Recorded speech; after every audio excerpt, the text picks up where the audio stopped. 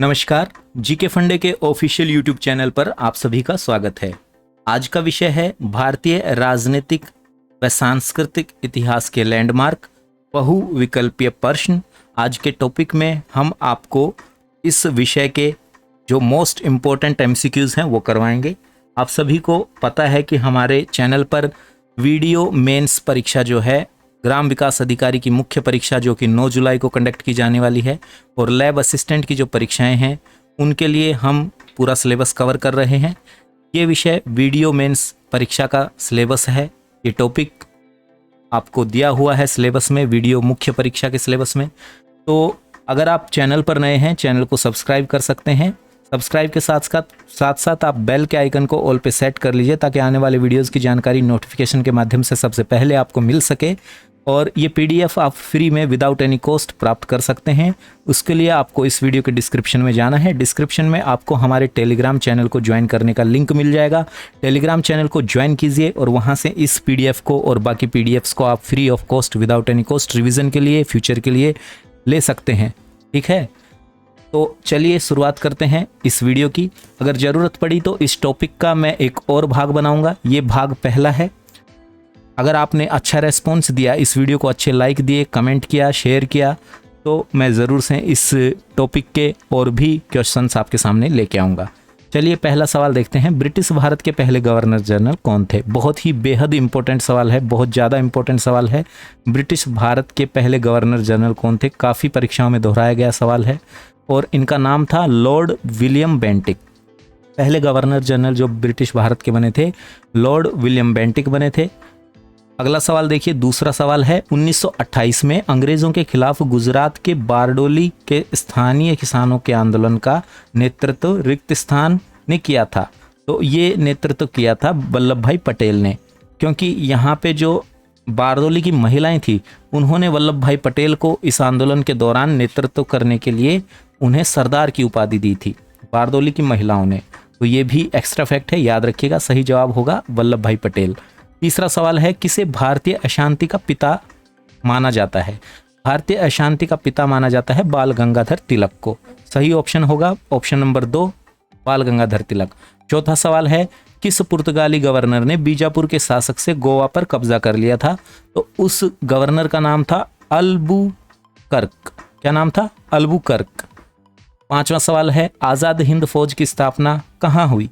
तो सबसे पहले तो मैं आपको बता दूं कि आज़ाद हिंद फौज की स्थापना आपके सुभाष चंद्र बोस जी ने की थी और सिंगापुर में ये स्थापना हुई थी। सही जवाब होगा सिंगापुर। छठा सवाल है, लॉर्ड कॉर्नवालिस को रिक्त स्थान के लिए जाना जाता है। तो लॉर्ड कॉर्नवालिस जो हैं इनको बंगाल के स्थायी राजस्व के निपटान के लिए जाना जाता है। याद रखेंगे, बंगाल का स्थायी राजस्व निपटान। अगला सवाल है, गदर पार्टी के संस्थापक कौन थे? तो गदर पार्टी के संस्थापक थे आपके सोहन सिंह भकना। सोहन सिंह भकना। लास्ट में जब वीडियो एंड हो जाएगा तो हम कोशिश करेंगे कि कुछ सवालों का रिवीजन कर पाएँ ताकि हम देख पाएँ कि हमें कितने सवाल याद हुए। मैं चाहता हूं कि वीडियो के अंत तक आपको ज़्यादा से ज़्यादा सवाल याद हो जाएं, इसीलिए एक सुपर फास्ट रिवीजन रखा जाएगा लास्ट में, वीडियो जब ख़त्म होगा तब। और आप उस रिवीजन के दौरान बताइएगा कि आपको कितने सवाल याद रहे। सातवां सवाल है, गदर पार्टी के संस्थापक कौन थे? गदर पार्टी के संस्थापक थे सोहन सिंह भकना। आठवां सवाल है, 17 दिसंबर 1927 को जॉन सैंडर्स की गोली मारकर हत्या किसने की थी? सही जवाब होगा भगत सिंह। भगत सिंह ने 17 दिसंबर 1927 को जॉन सैंडर्स की गोली मारकर हत्या कर दी थी। नौवां सवाल है, किस अधिनियम ने ईस्ट इंडिया कंपनी के व्यापार एकाधिकार को समाप्त कर दिया? तो वो कौन सा अधिनियम था जिसके दौरान ईस्ट इंडिया कंपनी का व्यापार एकाधिकार यानी कि ट्रेड मोनोपोली को खत्म कर दिया गया? वो अधिनियम था 1813 का चार्टर एक्ट। ओके, 1813, 1813 का चार्टर अधिनियम। 10वां सवाल है, पूना पैक्ट पर महात्मा गांधी और रिक्त स्थान किसने हस्ताक्षर किए? तो सही जवाब होगा B.R. अम्बेडकर, क्योंकि पूना पैक्ट हुआ था महात्मा गांधी और B.R. अम्बेडकर के मध्य, दोनों के सिग्नेचर हुए थे उस पर। 11वां सवाल है, किस गवर्नर जनरल ने भारत में सती प्रथा को समाप्त किया? बेहद इंपॉर्टेंट सवाल है, जिसको इंपॉर्टेंट बोल रहा हूं उसको स्पेशली आप नोट डाउन करिए। पीडीएफ के लिए टेलीग्राम चैनल से जुड़ जाइए। इस वीडियो के डिस्क्रिप्शन में टेलीग्राम चैनल का लिंक दिया हुआ है, वहाँ पे जाइए। ये पीडीएफ आपको रिवीजन के लिए और भविष्य के लिए आप सदा के लिए इसको फ्री ऑफ कॉस्ट ले सकते हैं। 11वां सवाल है कि किस गवर्नर जनरल ने भारत में सती प्रथा का अंत किया? सती प्रथा का अंत किया आपका लॉर्ड विलियम बेंटिक ने, जो कि गवर्नर जनरल थे पहले, सबसे पहले गवर्नर जनरल थे भारत के लॉर्ड विलियम बेंटिक। इन्होंने ही सती प्रथा का अंत किया था। 12वां सवाल है व्यक्तिगत सत्याग्रह आंदोलन के नेता आचार्य विनोबा भावे ने इस आंदोलन की शुरुआत कहां से की थी? आचार्य विनोबा भावे ने व्यक्तिगत सत्याग्रह आंदोलन की शुरुआत जो है ये पावनार से की थी। सही जवाब ऑप्शन सी है, पावनार। ओके, पावनार याद रखिएगा, ऑप्शन सी। नेक्स्ट क्वेश्चन, 1876 में कलकत्ता में रिक्त स्थान द्वारा भारतीय राष्ट्रीय संघ की स्थापना की गई थी। तो ये स्थापना की गई थी आपकी बी आनंद मोहन बोस द्वारा। किनके द्वारा? बी आनंद मोहन बोस के द्वारा। 14th क्वेश्चन है Hindustan socialist Republican association HSRA का गठन किस वर्ष में अंग्रेजों को उखाड़ फेंकने के उद्देश्य से किया गया था? सिंपल भाषा में बोलूं तो आप ये कह लीजिए HSRA यानी कि हिंदुस्तान सोशलिस्ट रिपब्लिकन एसोसिएशन का कौन से वर्ष गठन किया गया था? सही जवाब है 1928 में, ऑप्शन डी सही है, 1928। अगला सवाल है महात्मा गांधी ने कौन से वर्ष में नेटाल इंडियन कांग्रेस का गठन किया? नेटाल इंडियन कांग्रेस का गठन महात्मा गांधी ने 1894 में किया, 1894। Natal Indian Congress. ओके, याद रखिएगा, नेटाल इंडियन कांग्रेस का गठन महात्मा गांधी ने किया। कब किया? 1894 में किया। अगला सवाल है 1920 के खिलाफत आंदोलन का आयोजन रिक्त स्थान के साथ किए गए अन्याय के खिलाफ विद्रोह के रूप में किया गया था। तो ये किया गया था तुर्की के साथ किए गए अन्याय के विद्रोह के रूप में। तुर्की आंसर आएगा यहाँ पे, ऑप्शन नंबर बी तुर्की सही जवाब है। 17वां सवाल है रोलेट एक्ट की प्रतिक्रिया के रूप में रिक्त स्थान को राष्ट्रीय अपमान दिवस के रूप में आयोजित किया जाता है। तो कौन सा दिवस है वो दिवस है आपका 6 अप्रैल 1919। याद रखिएगा 6 अप्रैल 1919 रोलेट एक्ट की प्रतिक्रिया के रूप में 6 अप्रैल 1919 को राष्ट्रीय अपमान दिवस के रूप में आयोजित किया जाता है, आयोजित किया गया था। ओके, 18वां सवाल है भारत में सिपाही विद्रोह यानी कि 1857 की क्रांति। भारत में सिपाही विद्रोह कहां से शुरू हुआ? तो ये शुरू हुआ था आपका मेरठ से। ओके, मेरठ से इसकी शुरुआत की गई थी 10 मई को। अगला सवाल है ब्रिटिश ईस्ट इंडिया कंपनी ने रिक्त स्थान में पुर्तगालियों को हराया। तो ब्रिटिश ईस्ट इंडिया कंपनी ने सुवाली की लड़ाई में पुर्तगालियों को हरा दिया था। 20वां सवाल है अलीगढ़ आंदोलन इसके द्वारा शुरू किया गया। अलीगढ़ आंदोलन जो है आपका सैयद अहमद खान के द्वारा, किसके द्वारा? सैयद अहमद खान के द्वारा शुरू किया गया अलीगढ़ आंदोलन। देखिए अलीगढ़ का नाम ऐसे चालू हो रहा है अलीगढ़, और यहाँ पे सैयद अहमद का नाम भी ऐसे चालू हो रहा है। तो इस तरीके से आप याद रख सकते हैं सैयद अहमद खान। ओके, अलीगढ़ आंदोलन शुरू किया गया। अगला सवाल है बक्सर की लड़ाई में अंग्रेजी सेना का नेतृत्व किसने किया था? तो बक्सर की लड़ाई में जो नेतृत्व किया था अंग्रेजी सेना का वो क्या था? हेक्टर मुनरो ने बक्सर की लड़ाई में अंग्रेजी सेना का नेतृत्व किया था। 22वां सवाल है निम्नलिखित में से कौन सा विद्रोह या फिर आंदोलन बंगाल के क्षेत्र में नहीं हुआ था? तो इनमें से कौन सा विद्रोह बंगाल में नहीं हुआ था? ये जो डी ऑप्शन है बाघेरा विद्रोह, ये नहीं हुआ था बंगाल में, ऑप्शन नंबर डी बाघेरा विद्रोह सही जवाब है, बाघेरा विद्रोह। बाकी सन्यासी विद्रोह बंगाल में हुआ था, चुनार विद्रोह हुआ था, पागलपंथी विद्रोह बंगाल में हुआ था, लेकिन ये बाघेरा विद्रोह बंगाल में नहीं हुआ था। 23वां सवाल है भारत में पहली बार किसान दिवस निम्नलिखित में से किस वर्ष में मनाया गया? तो सही जवाब होगा 1936 में। अगला सवाल है निम्नलिखित में से कौन सी घटना वॉरेन हेस्टिंग के युग से संबंधित नहीं है? वॉरेन हेस्टिंग के युग से संबंधित नहीं है, उस घटना को बताना था। और यहाँ पे करेक्ट आंसर होगा ऑप्शन नंबर डी हेलबरी के कॉलेज की स्थापना। हेलबरी के कॉलेज की स्थापना जो है वो ये घटना वॉरेन हेस्टिंग के युग से संबंधित नहीं है। अगला सवाल है कि 1852 में किसने गुजराती में सत्य प्रकाश अखबार प्रकाशित किया? तो गुजराती में जो प्रकाशित हुआ ये अखबार सत्य प्रकाश, ये प्रकाशित किया गया कारसन दास मुलजी द्वारा। ओके, कालसन दास मुलजी सही जवाब है। और सत्य प्रकाश जो पत्रिका थी ये स्वामी दयानंद की पत्रिका थी, याद रखेंगे, दयानंद सरस्वती जी की पत्रिका थी। एक पत्रिका थी स्वामी दयानंद सरस्वती की, उसका नाम भी सत्य प्रकाश था।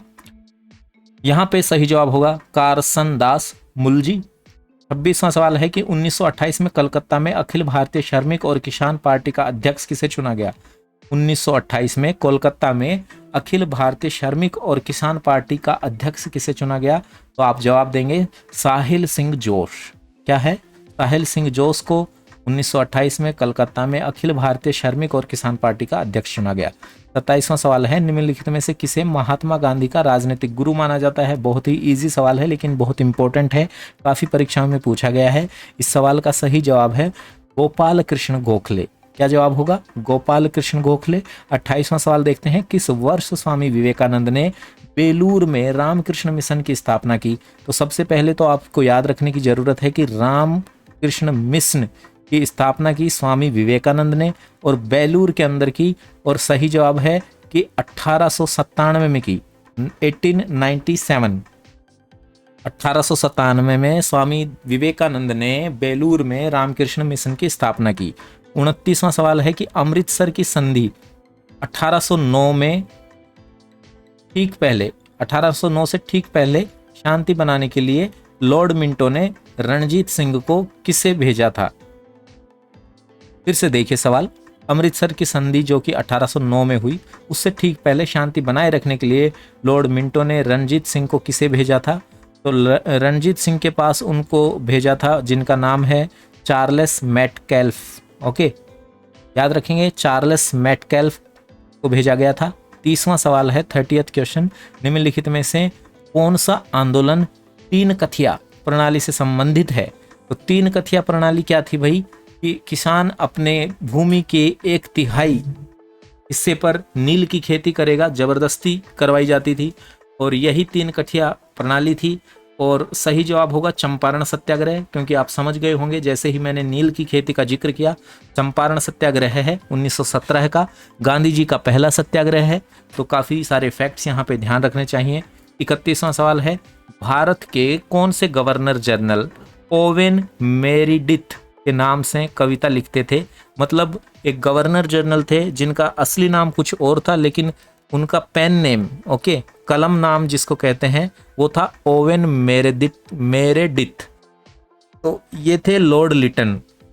लॉर्ड लिटन वो गवर्नर जनरल थे जो ओवेन मेरेडिथ नाम से कविताएं लिखते थे। अगला सवाल है, निम्नलिखित में से किस घटना को वायसराय लॉर्ड लिटन के समय के लिए नहीं माना जाता है? नहीं माना जाता है तो ये है आपका बर्मा युद्ध। बर्मा युद्ध बिल्कुल करेक्ट आंसर होगा। 33वां सवाल देखिए, निम्नलिखित में से कौन सा युग्म सही ढंग से मेल नहीं खाता है? और ये जो मेल नहीं खाता है वो है आपका ऑप्शन नंबर डी, चुआर विद्रोह 1870 बिल्कुल गलत है।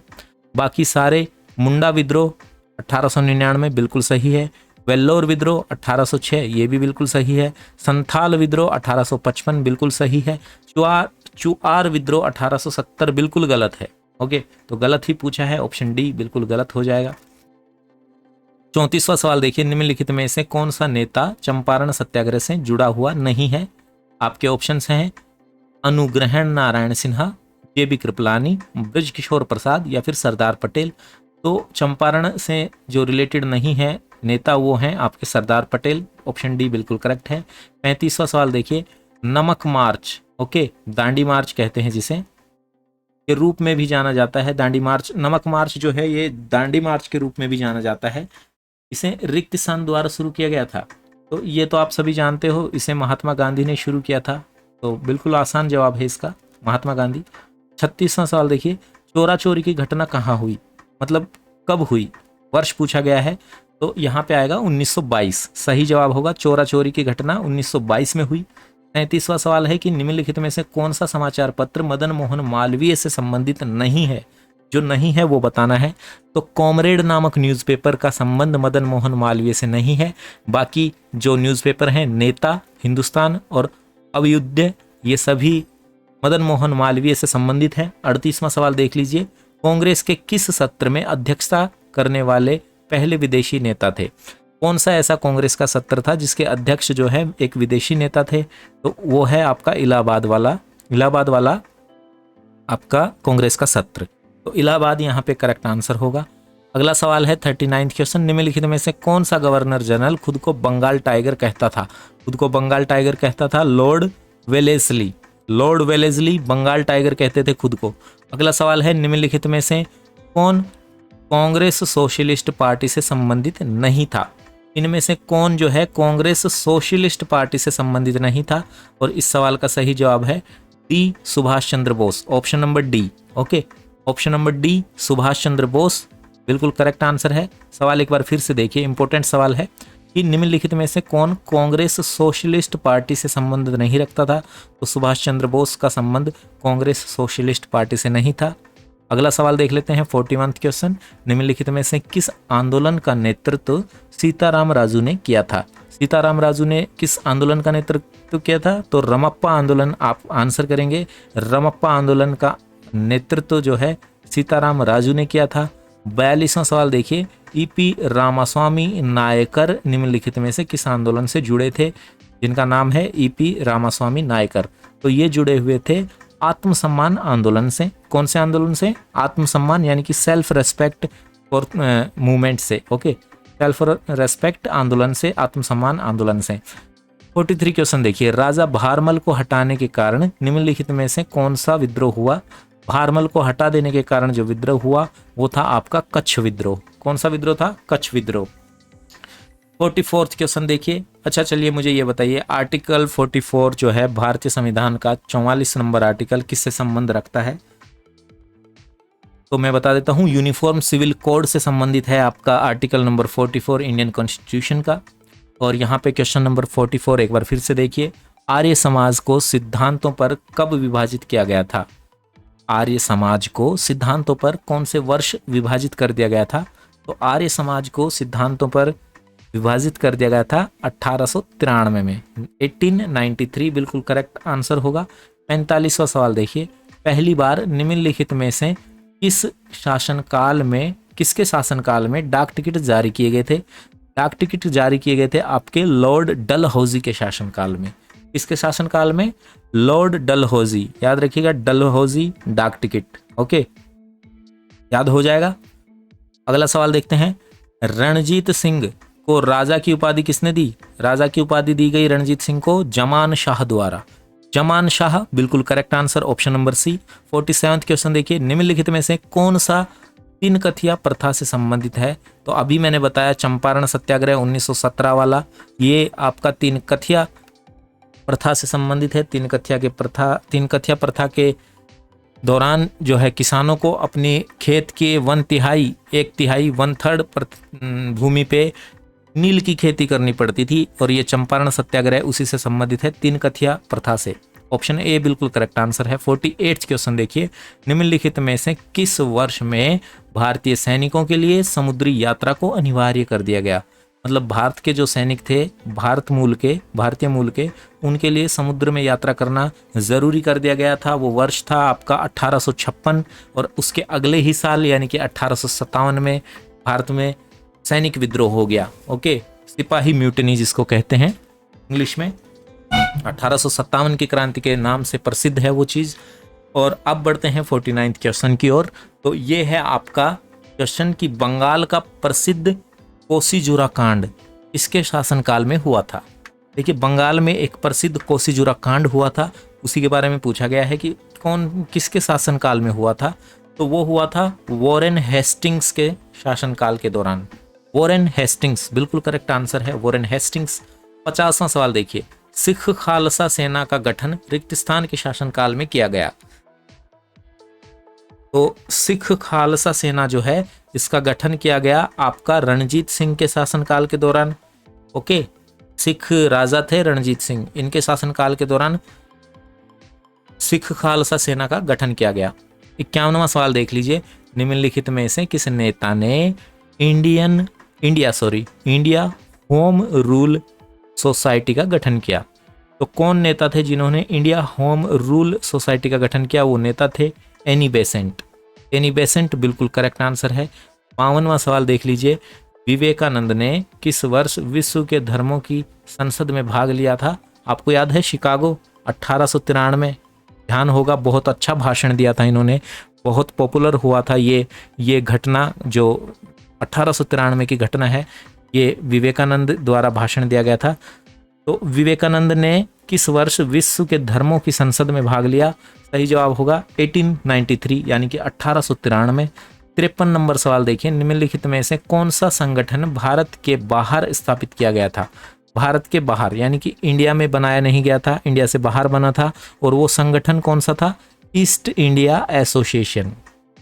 आप इसको इस तर्ज पे याद रखिए कि ईस्ट इंडिया कंपनी जो है ये भारत की नहीं थी, बाहर की थी ना। इसी तरीके से ईस्ट इंडिया एसोसिएशन भी भारत का तो था, लेकिन भारत से बाहर स्थापित किया गया था। ईस्ट इंडिया एसोसिएशन बिल्कुल correct answer, option number B. 54वां सवाल देखेंगे, लॉर्ड कर्जन के समय के दौरान निम्नलिखित में से क्या नहीं किया गया था? ये जो 4 ऑप्शन हैं, इनमें से लॉर्ड कर्जन के दौरान क्या नहीं हुआ था बताना है। बंगाल का विभाजन बिल्कुल कर्जन के समय में हुआ था। भारतीय लोक सेवा मंडल का गठन ये भी आपका लॉर्ड कर्जन के समय हुआ था। अकाल आयोग की स्थापना भी लॉर्ड कर्जन के समय हुई थी, लेकिन हंटर आयोग का गठन जो कि एजुकेशन से संबंधित था, ये आपका लॉर्ड कर्जन के समय नहीं हुआ था। ऑप्शन डी करेक्ट आंसर है, हंटर आयोग का गठन। 55वां सवाल देखिए, निम्नलिखित में से किस कार्य का श्रेय लॉर्ड डलहौजी को नहीं जाता है वो बताना है। तो देखिए, पंजाब का विलय बिल्कुल लॉर्ड डलहौजी ने करवाया। बंगाल का विलय गलत है, बंगाल का विलय लॉर्ड डलहौजी ने नहीं करवाया था। ऑप्शन बी बिल्कुल गलत है। मैसूर का विलय लॉर्ड डलहौजी ने करवाया, बिल्कुल करेक्ट आंसर है। सतारा का विलय लॉर्ड डलहौजी ने करवाया, ये भी करेक्ट आंसर है। ऑप्शन बी हो जाएगा बंगाल का विलय। ओके, 1912 में जो बंगाल का विलय हुआ था, 1905 में हुआ था विभाजन, फिर 12 में हो गया था बंगाल का विलय। अगला सवाल है कि 56वां सवाल, कांग्रेस के किस अधिवेशन में साइमन कमीशन के बहिष्कार का नारा था? तो कांग्रेस का कौन सा अधिवेशन था जिसमें साइमन कमीशन के बहिष्कार का नारा था? वो अधिवेशन था आपका सूरत सत्र का 1907 में, जिसमें कांग्रेस का विभाजन हो गया था, गर्म दल और नरम दल में बट गई थी। तो ये है सूरत सत्र 1907, ठीक है। Option number B correct answer है कि सूरत सत्र 1907 में साइमन कमीशन के बहिष्कार का नारा था। अब 57 नंबर सवाल देखेंगे कि किस पुर्तगाली गवर्नर ने राजधानी को कोचिन से गोवा स्थानांतरित कर दिया था? सही जवाब होगा नीनो दा कुन्हा। क्या आंसर होगा? नीनो दा कुन्हा ने, पुर्तगाली गवर्नर थे नीनो दा कुन्हा। इन्होंने क्या किया? राजधानी को कोचिन से गोवा स्थानांतरित कर दिया था। 58 क्वेश्चन है कि तंबाकू को भारत में निम्नलिखित द्वारा पेश किया गया था। मतलब भारत में तंबाकू कहाँ से लाया गया, कौन से कंट्री से लाया गया? तो पुर्तगाल द्वारा भारत में जो है तंबाकू का एंट्री हुआ था। ये तंबाकू का पौधा पुर्तगाल से भारत आया था। ओके, काफ़ी खराब चीज़ है, काश ये नहीं आया होता तो लाखों हजारों करोड़ों लोग कैंसर से बच जाते। तंबाकू का पौधा भारत लाया गया पुर्तगाल के द्वारा। 59 क्वेश्चन है, वेंडिवाश की लड़ाई, काफ़ी इंपॉर्टेंट है ये, काफ़ी परीक्षाओं में पूछा गया है ये सवाल, तो इम्पोर्टेंट है, पॉइंट आउट कीजिए। वेंडिवाश की लड़ाई 1760 के बीच में किस किस के बीच में लड़ा गया? 1760 में हुआ था वेंडिवाश का युद्ध, और ये किस किस के मध्य हुआ था? तो ये हुआ था अंग्रेजी सेना और फ्रांसीसी सेना, अंग्रेजियों और फ्रांसीसियों के बीच ये युद्ध हुआ, जिसको कहते हैं वेंडिवाश का युद्ध। अंग्रेज और फ्रांसीसियों के बीच का युद्ध था। ऑप्शन नंबर बी बिल्कुल करेक्ट है। 60वां सवाल देखिए, किस ब्रिटिश अधिकारी ने सांवली में पुर्तगालियों को हराया? तो पुर्तगालियों को सांवली के युद्ध में हराने वाले जो ब्रिटिश अधिकारी थे उनका नाम था थॉमस सर्वश्रेष्ठ। क्या नाम होगा? थॉमस सर्वश्रेष्ठ। सवाल नंबर 61 देखिए, बक्सर की लड़ाई में मीर कासिम का सहयोगी निम्नलिखित में से कौन था? तो बक्सर की लड़ाई में मीर कासिम का सहयोगी शाह आलम द्वितीय था, याद रखेंगे शाह आलम द्वितीय। 62वां सवाल था कि निम्नलिखित को मिलान करिए। सूची 1 और सूची 2 दे रखी है। सूची 1 में वर्ष दिया हुआ है, सूची 2 में घटना दे रखी है। 1775, 1780, 1824 और 1838। अब इधर घटनाएं दे रखी हैं। प्रथम आंग्ल बर्मी युद्ध, प्रथम एंग्लो अफगान युद्ध, प्रथम आंग्ल मराठा युद्ध और द्वितीय आंग्ल मैसूर युद्ध। और करेक्ट आंसर होगा यहाँ पे option number A. Option number A बिल्कुल करेक्ट आंसर है, यानी कि 1775 का मैच होगा आपका मराठा युद्ध से।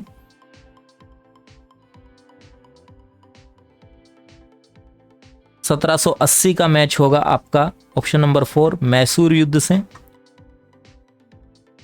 1824 का मिलान होगा बर्मी युद्ध से और 1838 का मिलान होगा अफगान युद्ध से। तो ऑप्शन ए बिल्कुल करेक्ट है। क्वेश्चन नंबर 63 देखेंगे, निम्नलिखित में से किस राज्य को पहली बार लॉर्ड डलहौजी द्वारा डॉक्ट्रिन ऑफ लैप्स के तहत जोड़ा गया? ऐसा पहला राज्य जिसको कि लॉर्ड डलहौजी ने डॉक्ट्रिन ऑफ लैप्स जो पॉलिसी चलाई थी उसके तहत जोड़ा, वो था सतारा। क्या नाम याद रखेंगे? सतारा। 64 नंबर सवाल देखिए, नील दर्पण जो कि 1860 से 61 के बंगाल के इंडिगो विद्रोह की कहानी पर आधारित है, एक नाटक है। इसे किसने लिखा था? नील दर्शन जो नाटक है जो कि आधारित है बंगाल में जो नील की खेती होती थी उसका जो विद्रोह किया गया उस पर। तो नील दर्पण जो है इसके राइटर कौन थे? इसके राइटर बताइए कौन थे? ये एक नाटक है और इसके राइटर थे दीनबंधु मित्रा। दीनबंधु मित्रा करेक्ट आंसर है। 65 नंबर सवाल देखिए, निम्नलिखित में से किस वर्ष में बॉम्बे और ठाणे के बीच पहली रेलवे लाइन बिछाई गई? ये बहुत ही इंपॉर्टेंट सवाल है भाई। 65 नंबर सवाल नोट डाउन करिए। बॉम्बे और ठाणे के बीच पहली रेल लाइन बिछाई गई और भारत की भी पहली रेल लाइन थी, ये रेलवे लाइन थी भारत में पहली, और ये हुआ 1853 के अंदर 1853। 66 क्वेश्चन देखिए, 1854 के लकड़ी के प्रेषण द्वारा कहा गया है शिक्षा का उद्देश्य था। एक पहला ऑप्शन है कि मूल भारतीयों के लिए रोजगार के अवसरों का सृजन। दूसरा ऑप्शन है भारतीयों में पाश्चात्य संस्कृति का प्रसार। तीसरा ऑप्शन है भाषा के अंग्रेजी माध्यम का उपयोग करने वाले लोगों के बीच साक्षरता को बढ़ावा देना। तो ऑप्शन सी बिल्कुल करेक्ट होगा। ऑप्शन सी, भाषा के अंग्रेजी माध्यम का उपयोग करने वाले लोगों के बीच साक्षरता को बढ़ावा देना।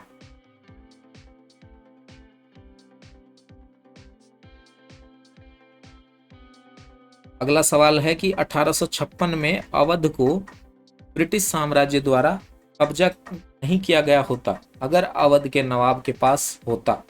तो अगर अवध के नवाब के पास अंग्रेजों द्वारा सुलझाए गए सुधारों को लागू करने से इनकार नहीं किया होता, अगर अवध के नवाब ने अंग्रेजों द्वारा जो सुझाव सुझाए गए थे, जो सुधार बताए गए थे उनके द्वारा, वो लागू करने से इनकार नहीं करता, तो 1856 में अवध को ब्रिटिश साम्राज्य द्वारा कब्जे में नहीं लिया जाता। अगला सवाल है कि भारत में ब्रिटिश सर्वोपरिता स्थापित करने के लिए लॉर्ड वेलेस्ली का मास्टर स्ट्रोक था। क्या था मास्टर स्ट्रोक? तो सहायक गठबंधन जो है, फ्रेंडली एलियंस जो है, सहायक गठबंधन जो है, ये आपका मास्टर स्ट्रोक था लॉर्ड वेलेस्ली का, भारत में ब्रिटिश सुप्रीमेसी को स्थापित करने का। 69 क्वेश्चन देखिए, भारत के किस गवर्नर जनरल ने डॉक्ट्रिन ऑफ लैप्स नामक ईस्ट इंडिया कंपनी की नीति की शुरुआत की? तो उस गवर्नर जनरल का नाम था आपका Lord Dalhousie. Okay, Lord Dalhousie द्वारा डॉक्ट्रिन ऑफ लैप्स की शुरुआत की गई। लॉर्ड डलहौजी द्वारा डॉक्ट्रिन ऑफ लैप्स की शुरुआत करके सबसे पहला राज्य जो मिलाया गया इस नीति के तहत वो था सतारा। 70वां सवाल देखेंगे, निम्नलिखित का मिलान करना है। सूची 1 में राज्यपाल दिया है, सूची 2 में उसकी नियुक्ति का साल दिया हुआ है। तो यहाँ पे गवर्नर है lord Cornwallis, lord Dalhousie, lord Mornington, okay, और लॉर्ड विलियम बेंटिक। और सही जवाब है ऑप्शन ए, यानी कि लॉर्ड कॉर्नवालिस की जो नियुक्ति की गई वो की गई आपकी 1786 में। डलहौजी की नियुक्ति की गई आपकी 1848 के अंदर, और लॉर्ड मॉर्निंगटन की नियुक्ति की गई 1798 के अंदर।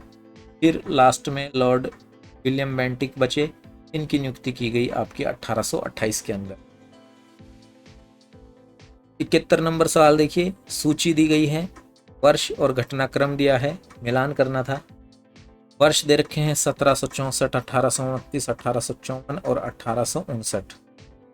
घटना दे रखी है लकड़ी का प्रक्षेपण, लकड़ी का प्रेषण और विधवा पुनर्विवाह अधिनियम। तो 1829 का आंसर हो जाएगा आपका ऑप्शन नंबर बी, विधवा पुनर्विवाह, सती प्रथा, सी ऑप्शन हो जाएगा। ऑप्शन नंबर सी करेक्ट हो जाएगा आपका यहाँ पे, ऑप्शन सी, यानी कि ए जो है 1764, इसका मिलान हो जाएगा आपका बक्सर की लड़ाई से। बक्सर का युद्ध 1764 में हुआ। फिर ऑप्शन नंबर बी है 1829, इसमें क्या हुआ, इस साल में सती प्रथा का उन्मूलन किया गया। 1829 सती प्रथा उन्मूलन से जुड़ेगा। फिर ऑप्शन नंबर सी आएगा 1854। 1854 में आपका सही ऑप्शन रहेगा लकड़ी का प्रेषण। और लास्ट में बचा 1859। तो 1859 जो मैच होगा वो होगा आपका विधवा, 1859 का मैच होगा विधवा पुनर्विवाह अधिनियम से। ओके, आगे बढ़ते हैं। निम्नलिखित कथनों पर विचार कीजिए। कथन देखिए भाई, वारेन हेस्टिंग्स पहले गवर्नर जनरल थे जिन्होंने ब्रिटिश पैटर्न पर भारत में एक नियमित पुलिस बल की स्थापना की थी। कथन 2 है कि विनियमन अधिनियम 1773 द्वारा कोलकाता में एक उच्चतम न्यायालय की स्थापना की गई थी। तो ये तो बिल्कुल करेक्ट है, ख ऑप्शन तो बिल्कुल करेक्ट है। अगला देखिए घ, ऑप्शन ग देखिए, भारतीय दंड संहिता यानी कि इंडियन पिनल कोड वर्ष 1860 में लागू किया गया। कौन कौन से सत्य हैं ये पूछा है। तो ऑप्शन नंबर बी यानी कि 2 और 3 सत्य हैं, यानी कि ऑप्शन ख विनियम अधिनियम 1773 द्वारा कोलकाता में एक उच्चतम न्यायालय की स्थापना की गई, ये बिल्कुल करेक्ट है। और तीसरा क ऑप्शन, भारतीय दंड संहिता की शुरुआत जो है वर्ष 1860 में हुई। इंडियन पिनल कोड जो है ये लागू हुआ 1860 के अंदर। तो कथन दोनों सही हैं, 2 नंबर और 3 नंबर याद रखिएगा। आगे बढ़ते हैं, 73rd क्वेश्चन देखेंगे। टीपू सुल्तान की राजधानी, यहाँ पर 1799 में चौथा एंग्लो मैसूर युद्ध लड़ा गया और टीपू सुल्तान की मौत हुई। तो 1799 में टीपू सुल्तान की मौत हुई चौथे एंग्लो मैसूर युद्ध के दौरान। और राजधानी पूछी है कि टीपू सुल्तान की राजधानी क्या थी, तो वो राजधानी मैसूर थी। बहुत ही फेमस शहर है, ये इजी क्वेश्चन है लेकिन इम्पोर्टेंट है। 74वां सवाल देखेंगे कि बंगाल के कॉर्नवालिस द्वारा शुरू की गई स्थायी बस्ती को किस रूप में जाना जाता है। फिर से देखिए, बंगाल में कॉर्नवालिस द्वारा शुरू की गई स्थायी बस्ती को किस रूप में जाना जाता है, तो इसे जाना जाता है जमींदारी प्रणाली के रूप में। जमींदारी प्रणाली के रूप में जाना जाता है कॉर्नवालिस ने जो बंगाल में स्थायी बस्ती जो शुरू की थी उसको। सवाल नंबर 75 देखिए, वृद्धा योजना के वितरण पर काम करने के लिए समिति के अध्यक्ष के रूप में किसे नियुक्त किया गया था। वृद्धा योजना के वितरण पर काम करने के लिए समिति के अध्यक्ष के रूप में किसको नियुक्त किया गया था, तो नियुक्त किया गया था आपका डॉक्टर जाकिर हुसैन को। ओके, जाकिर हुसैन याद रखिएगा, doctor Zakir Hussain correct answer है कि वृद्धा की योजना के वितरण पर काम करने के लिए इनको अध्यक्ष के रूप में नियुक्त किया गया था। सवाल नंबर 76 देखेंगे कि डलहौजी के प्रशासन के दौरान निम्नलिखित में से कौन सा पेश किया गया था। डलहौजी के शासन के दौरान क्या पेश किया गया था, तो यहाँ पे करेक्ट आंसर आएगा आपका ऑप्शन नंबर ए, यानी कि 1 और 2, यानी कि भारतीय रेल और लोक निर्माण विभाग, ये दोनों जो हैं भारतीय रेलवे और लोक निर्माण विभाग, ये दोनों पेश किए गए थे डलहौजी के शासनकाल के दौरान, प्रशासन के दौरान। 77 नंबर सवाल देखिए, एल्बर्ट बिल किससे संबंधित था? तो ये संबंधित था न्यायपालिका से, ओके, जुडिशरी से। 78वां सवाल देखिए, निम्नलिखित में से कौन सा युग्म सही ढंग से मेल नहीं खाता? तो लॉर्ड डलहौजी का मेल किया गया है यहाँ पे डॉक्ट्रिन ऑफ लैप्स से, ये बिल्कुल करेक्ट मेल खाता है। अगला ऑप्शन लॉर्ड मिंटो को मिलान किया गया है यहाँ पे आपका भारतीय परिषद अधिनियम, ये भी सही है। लॉर्ड वेलेस्ली सहायक गठबंधन, ये भी बिल्कुल करेक्ट है। लॉर्ड कर्जन वर्नाकुलर प्रेस अधिनियम, ये गलत है भाई, डी ऑप्शन गलत है, तो ऑप्शन डी गलत है यहाँ पे। 79 क्वेश्चन देखिए, भारत सरकार अधिनियम 1919 के संबंध में निम्नलिखित में से कौन से कथन सही हैं? पहला है कि विधानसभा का कार्यकाल 3 वर्ष का होना था।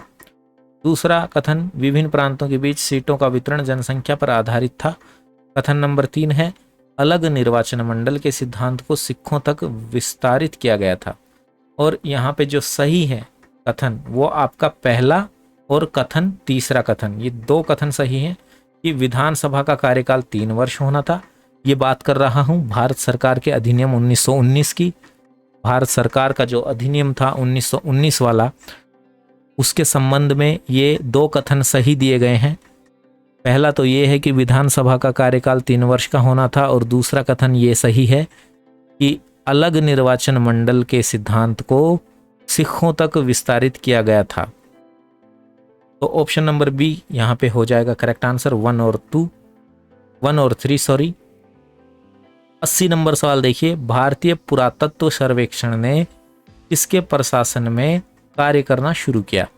पुरातत्व सर्वेक्षण ने Lord Canning, okay, Lord Canning के शासनकाल में, प्रशासन में उन्होंने कार्य करना शुरू किया। किन्होंने? भारतीय पुरातत्व सर्वेक्षण ने। तो भारतीय पुरातत्व सर्वेक्षण, याद रखिएगा, इंपॉर्टेंट सवाल है ये। इसने लॉर्ड कैनिंग के प्रशासन काल के दौरान काम करना शुरू किया। क्वेश्चन नंबर 81 देखिए, निम्नलिखित में से किसे भारत में स्थानीय स्वशासन के पिता के रूप में जाना जाता है? भारत में स्थानीय स्वशासन के पिता के रूप में किसे जाना जाता है? तो ये जाना जाता है लॉर्ड रिपन को। याद रखिएगा, ये इंपॉर्टेंट सवाल है, क्वेश्चन नंबर 81, इसे मार्क कर लीजिए कि भारत में स्थानीय स्वशासन के पिता के रूप में किसे जाना जाता है। करेक्ट आंसर देंगे आप लॉर्ड रिपन, ठीक है। 82 नंबर सवाल देखिए, इसके गवर्नर जनरलशिप के तहत 1878 में हेट वर्नाकुलर प्रेस एक्ट को पारित किया गया। तो जब ये एक्ट 1878 में जो एक्ट है जिसका नाम है हेट वर्नाकुलर प्रेस एक्ट, इसको पारित किया गया, तो गवर्नर जनरल कौन था ये पूछा गया है उस टाइम गवर्नर जनरल थे आपके लॉर्ड लिटन। कौन थे? लॉर्ड लिटन। 83 नंबर क्वेश्चन देखिए, मिलान करना था। सूची 1 में यात्रा दी है, सूची 2 उसके साथ संबंध दिया हुआ है। तो king George VI Lord Wavell, ये पहला ऑप्शन है यात्रा करने वाले का। दूसरा ऑप्शन है क्रिप्स मिशन। तीसरा ऑप्शन है मंत्रिमंडल मिशन। चौथा ऑप्शन है साइमन कमीशन बनाम लॉर्ड लिनलिंगथ। ओके, तो यहां पे option number B for Bombay, option number B जो है ये करेक्ट है, यानी कि King George VI Lord Wavell,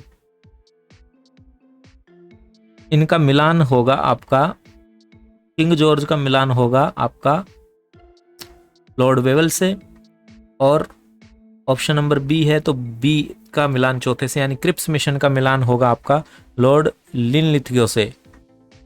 उसके बाद आएगा आपका ऑप्शन नंबर सी का मिलान जो होगा आपका वो होगा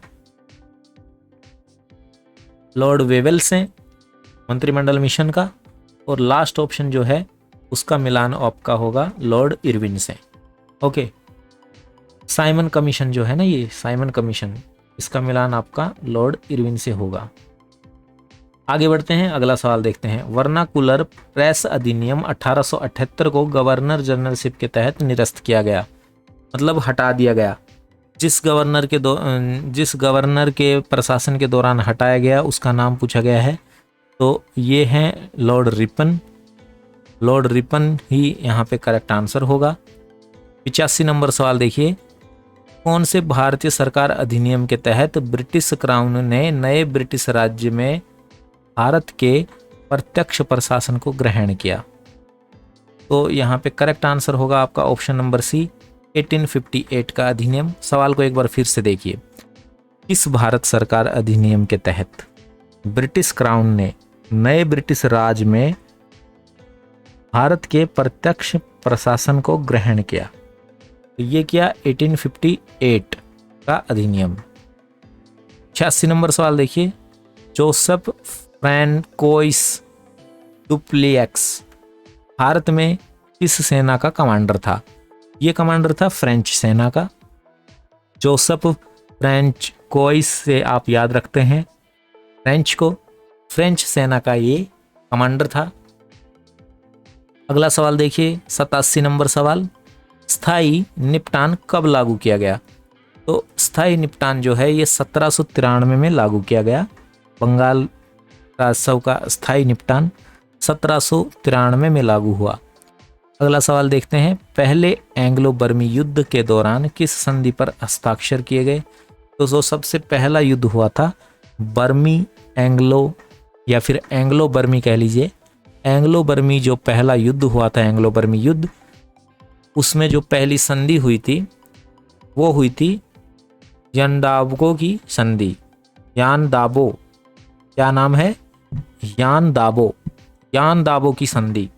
सवाल को एक बार फिर से गौर कीजिएगा, इंपॉर्टेंट सवाल है। पहले एंग्लो बर्मी युद्ध के दौरान किस संधि पर हस्ताक्षर किए गए? तो पहला जो एंग्लो बर्मी युद्ध हुआ उसके दौरान जो संधि हुई उसका नाम है यानदाबो संधि, यानदाबो की संधि। अगला सवाल देखेंगे, 89 नंबर क्वेश्चन। तीसरे एंग्लो मैसूर युद्ध के दौरान, अब तीसरे की बात कर रहा हूं, पहला एंग्लो बर्मी युद्ध था उसके दौरान तो हुई यानदाबो संधि। तीसरा एंग्लो मैसूर युद्ध हुआ उसके दौरान जो संधि हुई वो थी आपकी श्रीरंगपट्टनम की संधि। और ये संधि काफ़ी महत्वपूर्ण है, काफ़ी एग्जामों में पूछी गई है और आगे भी पूछी जा सकती है। तो याद करने की कोशिश कीजिए कि तीसरे जो थर्ड एंग्लो मैसूर युद्ध हुआ उसके दौरान जो संधि हुई उसका नाम था श्रीरंगपट्टनम की संधि। ओके, श्रीरंगपट्टनम की संधि थर्ड मैसूर युद्ध के दौरान हुई थी। अब बात करेंगे दूसरे एंग्लो बर्मी युद्ध की। पहला एंग्लो बर्मी युद्ध मैं आपको बता चुका हूं। पहला जो एंग्लो बर्मी युद्ध हुआ, ओके, यानी अंग्रेजों और बर्मा के बीच में जो युद्ध हुआ पहला, उसके अंदर जो संधि हुई वो हुई यानदाबो की संधि। अब दूसरा जो एंग्लो और बर्मा के बीच युद्ध हुआ, एंग्लो बर्मी युद्ध के दौरान अंग्रेजों द्वारा किस स्थान पर कब्जा किया गया? तो जो स्थान था वो था बर्मा, क्योंकि बर्मा और अंग्रेजों के बीच युद्ध है तो ऑब्वियसली बर्मा पर ही कब्जा होगा, तो कोई हार्ड एंड फास्ट नहीं है, याद रखना। 91 नंबर सवाल देखिए कि निम्नलिखित में से कौन 1911 में रास बिहारी बोस के नेतृत्व में दिल्ली साजिश मामले में हत्या के प्रयास का लक्ष्य था? फिर से सवाल को एक बार पढ़ता हूं। निम्नलिखित में से कौन 1911 में रास बिहारी बोस के नेतृत्व में दिल्ली साजिश मामले में हत्या के प्रयास का लक्ष्य था? तो किसका लक्ष्य था, किसकी हत्या करने का लक्ष्य था 1911 के दौरान? यही पूछा गया है कि 1911 में रास बिहारी बोस का नेतृत्व था, यानी कि रास बिहारी बोस इस ग्रुप की लीडरशिप कर रहे थे और दिल्ली में किसी को मारने की साजिश हो रही थी और वो व्यक्ति था लॉर्ड हार्डिंग। तो लॉर्ड हार्डिंग की हत्या की साजिश थी रास बिहारी बोस के लीडरशिप में। तो काफ़ी इंपॉर्टेंट सवाल है, नोट डाउन करिएगा। 1911 की घटना है और काफ़ी महत्वपूर्ण है अपने आप में। आगे बात करेंगे तीसरे एंग्लो अफगान युद्ध के बारे में। तो तीसरे एंग्लो अफगान युद्ध के संबंध में निम्नलिखित में से कौन सा कथन सही है? ये बताना था आपको। तो यहाँ पे जो कथन सही हैं वो केवल पहला और तीसरा सही है, वो देख लेते हैं हम। तीसरा, एंग्लो अफगान युद्ध, तो इसके बारे में कहा गया है कि रावलपिंडी की संधि पर हस्ताक्षर किए गए, ये बिल्कुल करेक्ट है। थर्ड, एंग्लो अफगान युद्ध में रावलपिंडी की संधि पर हस्ताक्षर हुए, सही बात है। और थर्ड ऑप्शन सही है कि ब्रिटिश भारत और अफगानिस्तान के बीच डुरंड लाइन की पुष्टि की गई। भारत और अफगानिस्तान की जो बॉर्डर लाइन है, जो भारत और अफगानिस्तान को डिवाइड करती है अलग अलग, उसका नाम है डुरंड लाइन। ओके, तो भारत और अफगानिस्तान के बीच डुरंड लाइन की पुष्टि की गई तीसरे एंग्लो अफगान युद्ध के दौरान।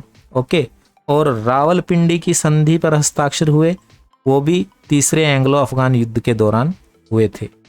दोनों ऑप्शन करेक्ट हैं।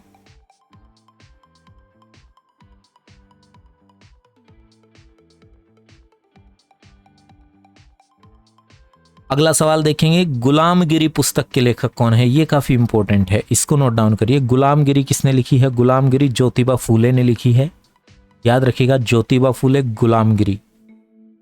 सवाल नंबर 94 देखेंगे, दीनबंधु सार्वजनिक सभा की स्थापना किसके द्वारा की गई थी? तो ये की गई थी आपका ज्योतिबा फूले के द्वारा, ज्योतिबा फूले के द्वारा। मैं आपसे एक बार फिर आपको रिमाइंड करवाना चाहूँगा कि ये पीडीएफ आप हमारे टेलीग्राम चैनल से जुड़कर आसानी से प्राप्त कर सकते हैं। टेलीग्राम चैनल से जुड़ने के लिए टेलीग्राम चैनल का लिंक इस वीडियो के डिस्क्रिप्शन में आपको दिया गया है, वहाँ पे जाके आप ज्वाइन कर सकते हैं हमारे टेलीग्राम चैनल को, और फ्री ऑफ कॉस्ट इस पीडीएफ को भविष्य के लिए या रिवीजन के लिए ले सकते हैं। और इस चैनल को आप सब्सक्राइब कर लीजिए। सब्सक्राइब करने में आपका कोई भी किसी तरीके का लॉस तो है नहीं, आपको कुछ ना कुछ बेनिफिट ही होगा, डेफिनेटली होगा, बिना बेशक आपको यहाँ से फ़ायदा होने वाला है। तो ज़रूर से सब्सक्राइब करिए और बेल के आइकन को ऑल पे सेट भी करिए, क्योंकि अगर केवल सब्सक्राइब करके छोड़ देंगे तो कोई मतलब नहीं बनता। जब तक आप बेल के आइकन को ऑल पे सेट नहीं करेंगे तो आपको हमारे वीडियोज़ की जानकारी नहीं मिलेगी। तो प्लीज़ सब्सक्राइब के साथ साथ बेल के आइकन को ऑल पे सेट भी करिए। अब सवाल देखते हैं, दीनबंधु सार्वजनिक सभा की स्थापना किसके द्वारा की गई? तो ज्योतिबा फूले के द्वारा ही दीनबंधु सार्वजनिक सभा की स्थापना की गई, ज्योतिबा फूले के द्वारा। और इससे पहला जो सवाल था उसका आंसर भी ज्योतिबा फूले ही है, यानी कि गुलामगिरी पुस्तक के लेखक भी ज्योतिबा फूले हैं और दीनबंधु सार्वजनिक सभा की स्थापना करने वाले भी ज्योतिबा फूले ही हैं। 95 नंबर क्वेश्चन देखिए, बंगाल के अंग्रेजी शिक्षित युवाओं की पहली पीढ़ी के लिए सुकरात की भूमिका किसने निभाई? तो फिर से देखिए सवाल, बंगाल के अंग्रेजी शिक्षित युवाओं की पहली पीढ़ी के लिए सुकरात की भूमिका किसने निभाई? तो सुकरात की भूमिका निभाई हेनरी विवियन ने। ओके, इतना ही याद रखिए, हेनरी विवियन।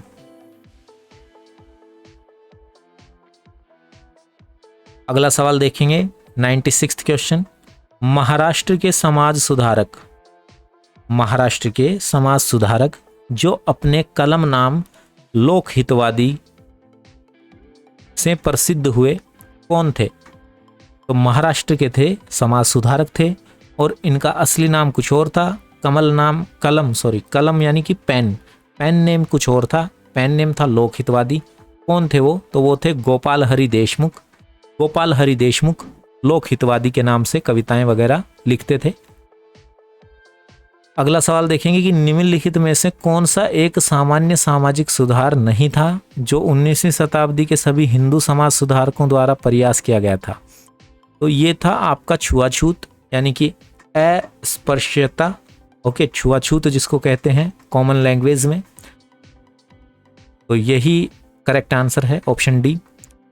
98 नंबर सवाल देखिए, एम.जी. रानाडे, आर.जी. भटनागर और एन.जी. चंद्रावरकर निम्नलिखित के प्रमुख नेता थे। तो ये प्रार्थना समाज के प्रमुख नेता थे। कौन कौन थे? एम.जी. रानाडे, आर.जी. भटनागर और एन.जी. चंद्रावरकर। ये जो थे ये सभी प्रार्थना समाज के प्रमुख नेता थे। अगला सवाल देखेंगे, राजा राम मोहन राय के संबंध में निम्नलिखित में से कौन सा कथन सही है?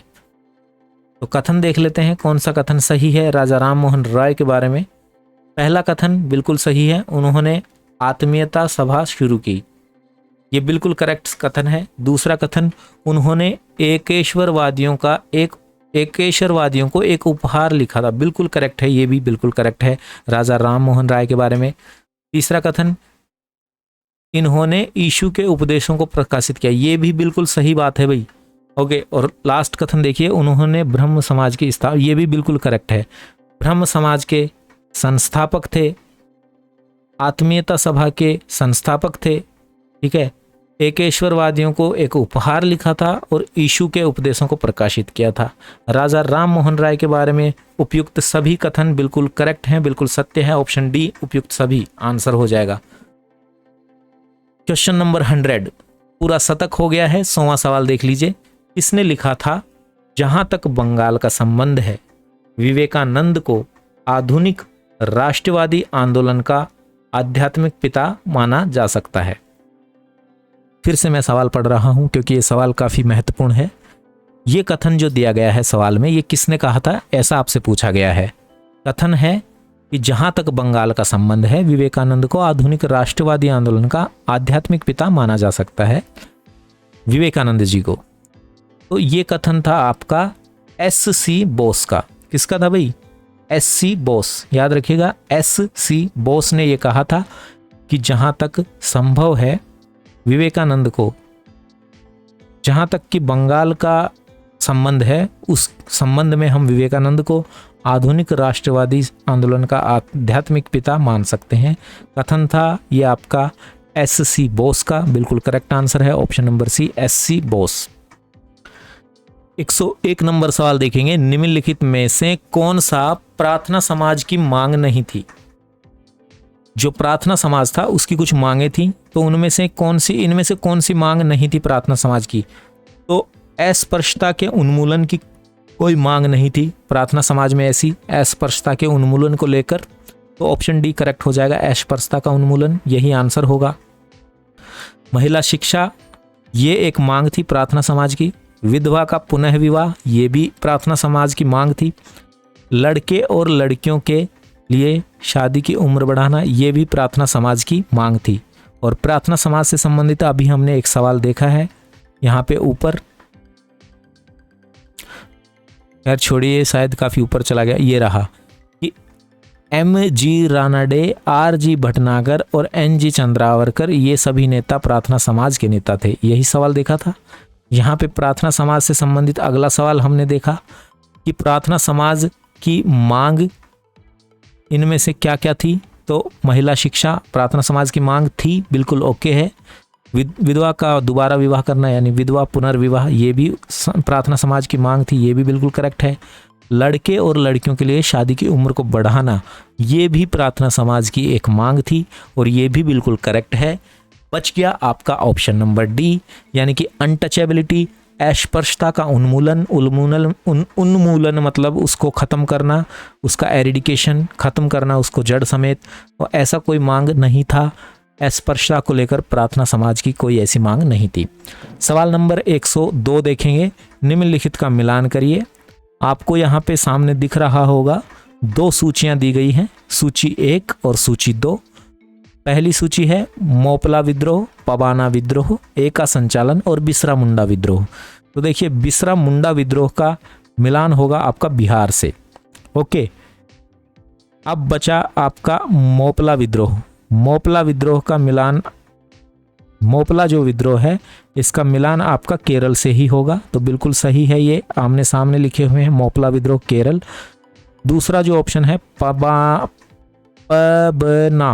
विद्रोह, इसका मिलान आपका होगा ऑप्शन नंबर 3 यानी कि बंगाल से। एका संचालन का मिलान आपका अवध से होगा और बिसरा मुंडा विद्रोह का मिलान बिहार से होगा। तो मोपला विद्रोह केरल, पबना विद्रोह बंगाल, एका संचालन अवध और बिसरा मुंडा विद्रोह बिहार। तो ये सवाल थे आपके इस विषय के, जिसका नाम है भारत का राजनीतिक व सांस्कृतिक इतिहास के लैंडमार्क। बहुत इंपॉर्टेंट सवाल हैं। पहला भाग था दूसरा भाग भी जल्दी बनाया जाएगा। एक बार कोशिश करते हैं वीडियो की शुरुआत में आकर कि कितने सवाल हमको याद रहे हैं। पूरा तो दोबारा नहीं रिपीट हो पाएंगे सारे सवाल, लेकिन 10-20 सवाल हम रिपीट करके देखते हैं कि हमें कितने सवाल याद रहते हैं। देखिए, ब्रिटिश भारत के पहले गवर्नर जनरल आपको याद है, लॉर्ड विलियम बेंटिक बताया था। लॉर्ड विलियम बेंटिक याद कर लीजिए अगर याद नहीं है तो। दूसरा सवाल है 1928 में अंग्रेजों के खिलाफ गुजरात से बारडोली, ये आंसर होगा सरदार वल्लभ भाई पटेल। यहाँ पे मैंने आपको बताया था कि बारडोली की महिलाओं ने यहाँ पे उनको सरदार की उपाधि दी थी। तीसरा सवाल था किसे भारतीय अशांति का पिता कहा जाता था, तो बाल गंगाधर तिलक, ये भी याद है। चौथा सवाल था किस पुर्तगाली गवर्नर जनरल ने बीजापुर के शासक से गोवा पर कब्जा किया। ऑप्शंस बताता हूँ, याद करने की कोशिश कीजिए। आंसर मत देखिए भाई, आप खुद ईमानदारी से अपने दिमाग को टेस्ट कीजिए कि कितना आपको याद हुआ अभी तक। अगर याद नहीं हुआ तो याद करने की कोशिश करिए। देखिए कि कौन सा पुर्तगाली गवर्नर जनरल था, गवर्नर था जिसने बीजापुर के शासक से गोवा पर कब्जा कर लिया था। ऑप्शंस देता हूँ, शायद याद आ जाए। वास्को डी गामा था, नहीं। फ्रांसिस्को अल्मीडा था, बिल्कुल नहीं। नीनो दा कुन्हा था, बिल्कुल नहीं। अलबुर्क था, बिल्कुल करेक्ट। अलबुर्क आंसर आएगा यहाँ पे, याद है मतलब आपको। अब अगला सवाल देखते हैं कि आज़ाद हिंद फौज की स्थापना कहाँ हुई। तो ये तो आपको ऑप्शन देखते ही याद आ गया होगा, सिंगापुर पहले ही दिया हुआ है, ये तो याद है आपको। अगला सवाल देखते हैं। छठा सवाल था कि लॉर्ड कॉर्नवालिस को रिक्त स्थान के लिए जाना जाता है। तो पहला ही ऑप्शन आंसर होगा यहाँ पे, बंगाल का अस्थाई राजस्व निपटान। कॉर्नवालिस, ओके, कॉर्नवालिस का मिलान किससे था, संबंध कह लीजिए, मिलान कह लीजिए, संबंध था इनका बंगाल के स्थायी राजस्व निपटान से। कॉर्नवालिस का संबंध था। गदर पार्टी के संस्थापक, तो यहाँ पे सोहन सिंह भकना गदर पार्टी के संस्थापक थे। 17 दिसंबर 1927 को जॉन सैंडर्स की गोली मारकर हत्या करी भगत सिंह, आंसर होगा। किस अधिनियम ने ईस्ट इंडिया कंपनी के व्यापार एकाधिकार को समाप्त किया। तो ऑप्शन नंबर डी 1813 का चार्टर अधिनियम होगा। पूना पैक्ट पर महात्मा गांधी और बी.आर. अम्बेडकर, आंसर आएगा। किस गवर्नर जनरल ने भारत में सती प्रथा को समाप्त किया, आंसर आएगा लॉर्ड विलियम बेंटिक, जो पहले गवर्नर जनरल थे। लॉर्ड विलियम बेंटिक, उन्होंने ही भारत में सती प्रथा को समाप्त किया। Okay, Lord William Bentinck answer होगा। 12वां सवाल, व्यक्तिगत सत्याग्रह आंदोलन के नेता आचार्य विनोबा भावे ने इस आंदोलन की शुरुआत कहाँ से की। तो पवनार से इस आंदोलन की शुरुआत हुई। याद रखिएगा, आचार्य विनोबा भावे ने शुरू किया था व्यक्तिगत सत्याग्रह आंदोलन। पवनार से इस आंदोलन की शुरुआत हुई। अगला सवाल है कि 1876 में कोलकाता में रिक्त स्थान द्वारा भारतीय राष्ट्रीय संघ की स्थापना की गई। तो 1876 में कलकत्ता में रिक्त स्थान द्वारा भारतीय राष्ट्रीय संघ की स्थापना हुई। तो आंसर यहाँ पे होगा आपका आनंद मोहन बोस द्वारा। इसके द्वारा, आनंद मोहन बोस के द्वारा। 1876, याद रखिए 1876, 1876 में कोलकाता के अंदर भारतीय राष्ट्रीय कांग्रेस की स्थापना की गई आनंद मोहन बोस के द्वारा। 14 नंबर क्वेश्चन देखिए, हिंदुस्तान सोशलिस्ट रिपब्लिकन एसोसिएशन का गठन रिक्त स्थान इस वर्ष में अंग्रेजों को उखाड़ फेंकने के उद्देश्य से हुआ। हिंदुस्तान सोशलिस्ट रिपब्लिक एसोसिएशन का गठबंधन जो है, गठन वर्ष 1928 में हुआ। महात्मा गांधी ने इस साल में नेटाल इंडियन कांग्रेस का गठन किया। नेटाल इंडियन कांग्रेस का गठन कब किया गया, तो 1894, सही जवाब है 1894।